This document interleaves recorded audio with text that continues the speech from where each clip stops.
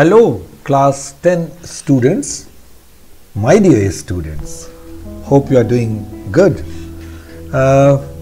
So I am going to continue with the second part of my video lecture for Nationalism in India, chapter number 3 from your NCERT history book. Do see the first part of the video lecture, and now I continue. Without wasting time, I simply move to the points which I have to discuss, because we have to remember the time limits also, your welfare also. Let's begin. Non-cooperation movement.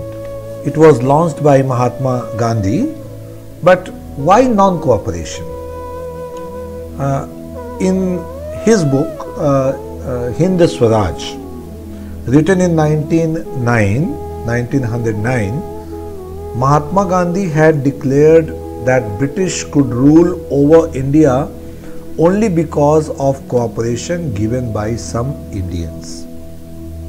If Indians refused to cooperate, British rule would collapse within a very short span. So Gandhiji wanted to start a non-cooperation movement. The movement was initialized in the following manners. Gandhiji proposed that the non-cooperation movement should unfold in the following stage. It should begin with the renunciation of title, giving up of title. British gave title like Sir, Rai Bahadur, Rai Jada to different eminent personalities of India that time to please them. So Gandhiji demanded that these eminent personalities should give up the titles given by the British. There should be a boycott of civil services, army, police, courts and legislative councils, including schools with foreign goods. In case government used repressive measures, a full civil disobedient movement or campaign would be launched. Many within Congress were concerned about the proposal because they wanted to contest council elections scheduled for November 1920 between September to December. There was an intense tussle within the supporters and opponents of the movement. Finally, in December 1920, at Nagpur session of Congress, the non-cooperation program was adopted. So how this program of non-cooperation movement moved in different part of country in different way, that we are going to discuss now. The movement in towns. Thousands of students left their schools and colleges. Headmasters, teachers and lawyers gave up their jobs.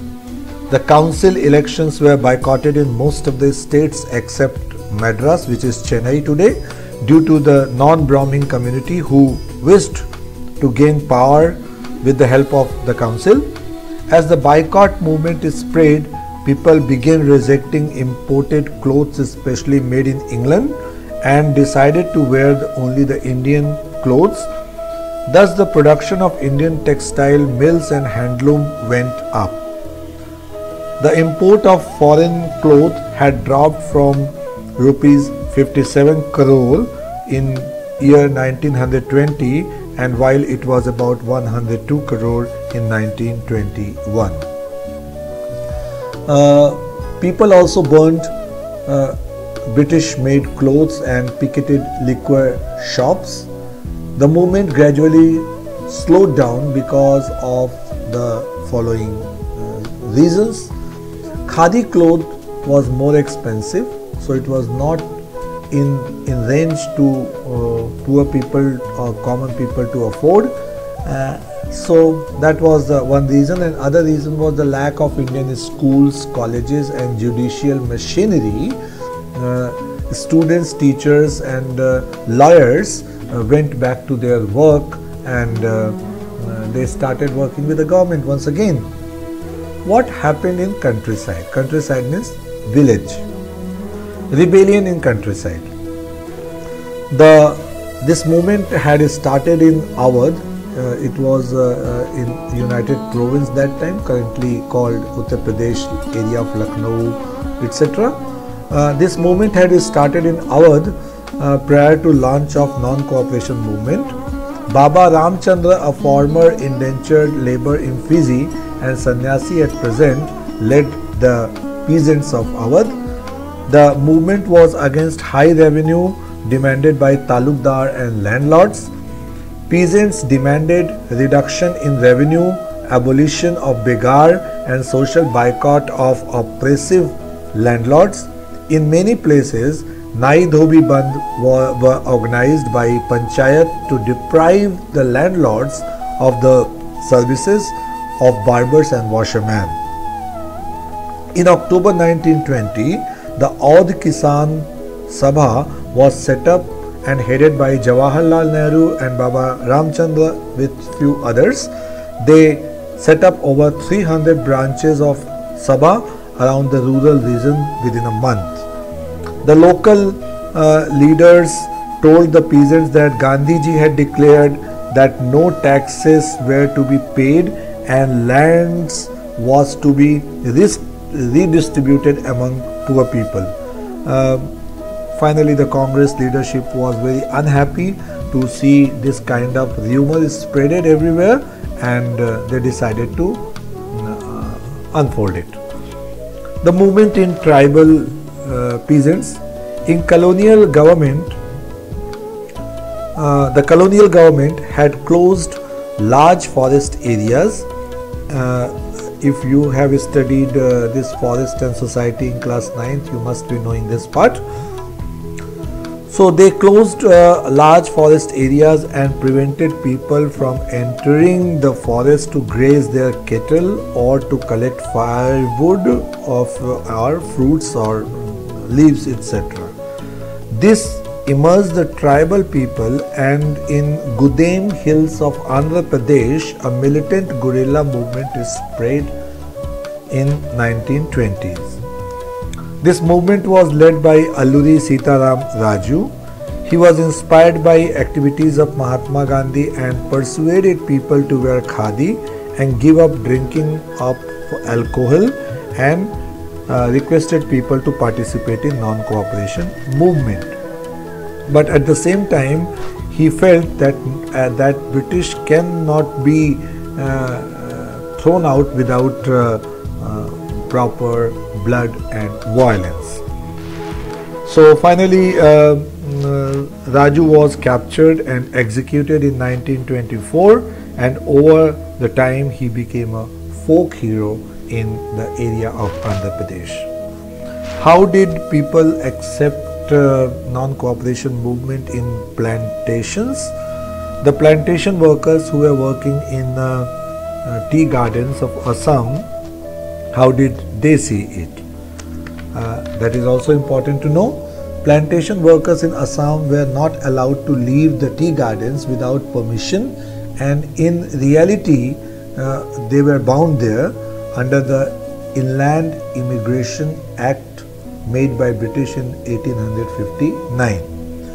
When they heard that the non-cooperation movement, thousands of them ran away, and they also had a kind of hassle fight with authorities, and they moved towards their home, but unfortunately they could not reach to their destination because there was a rail strike also. They were caught by the police and beaten up brutally.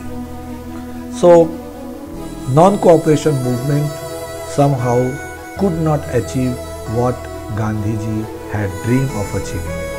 The events which unfolded in this movement were not envisioned by Congress leaders and Mahatma Gandhi, as I just told you.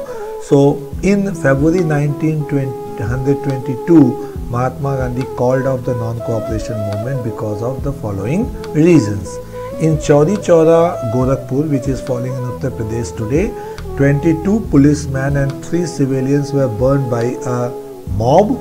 Gandhiji felt that before a mass struggle, satyagrahis were required to be prepare more mentally and physically, and they should be trained. Same time, Chittaranjan Das and Motilal Nehru formed the Swaraj Party to return in council politics, and young leaders like Jawaharlal Nehru and Netaji Subhash Chandra Bose pressed for more radical movement for completing the fight of independence. So this way the incidents took place, and then Mahatma Gandhi decided to attack on British economically. So it is all he planned towards moving to next movement called Civil Disobedience Movement. The Statutory Commission was formed under the chairmanship of Sir John Simon, and it was therefore referred as a Simon Commission. The commission was to look into the constitutional system in India and suggest changes, but the commission did not have even a single Indian member. Interesting fact. This outranked the Indians, and when Simon Commission arrived in India for action in 1928, it was greeted with slogan Simon Commission go back. Jawaharlal Nehru, Subhash Chandra Bose were not satisfied with this. In December 1929, under the presidency of Jawaharlal Nehru in Lahore Congress, he demanded for Purna Swaraj, complete freedom for the country. It was declared that 26th January 1930 would be celebrated as Independence Day. This did not attract enough attention, and Gandhiji decided to launch Civil Disobedience Movement to gather the support for Purna Swaraj. And how Gandhiji moved for it, that we do discuss in the third part of my video lecture of the same chapter, Nationalism in India. Now children, do prepare from your NCERT book, follow with your notes. As I told you in the first video also, your notes on the chapters of history is compulsory. By that time, keep studying, keep revising, and note down the assignments. Thank you. Bye-bye.